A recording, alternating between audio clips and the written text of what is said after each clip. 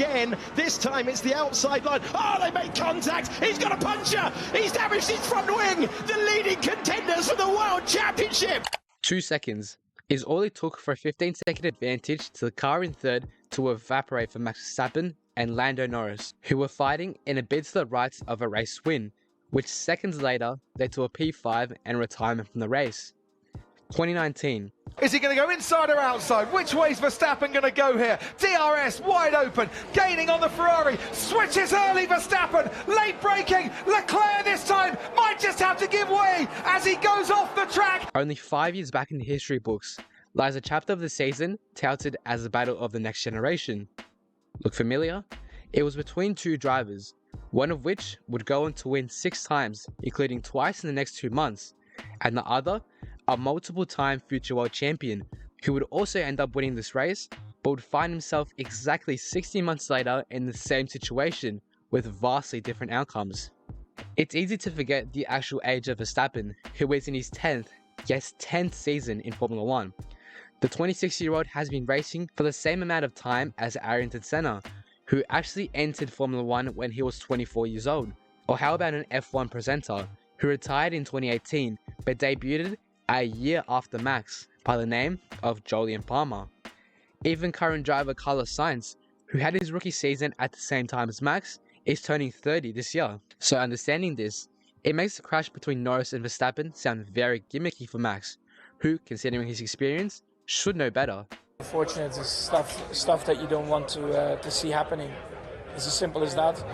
Of course, I will look back at it because, I mean, of course, at the moment it's easy to say stuff. I think it's better to just look back at the footage of what exactly went wrong, because it was a bit of a, I would say, an awkward angle that we touched. Something that, yeah, it's very weird, and also for both of us to get a puncture with it is, yeah, really bad. But we also did so many things wrong throughout the race that we put ourselves, in a position like that. So those are also things that we have to look at to improve. Yeah, I thought it was a good race until then. Clearly a little bit on the back foot in terms of overall pace comparing to Max. The first and second stint, he would always just edge away that little bit. But they just seemed to make a lot more mistakes than what we did.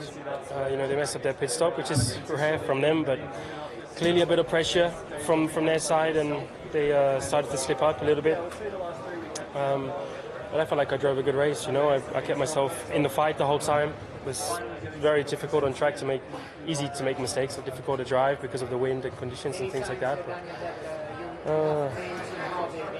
just feel let down. Was this particular incident his fault?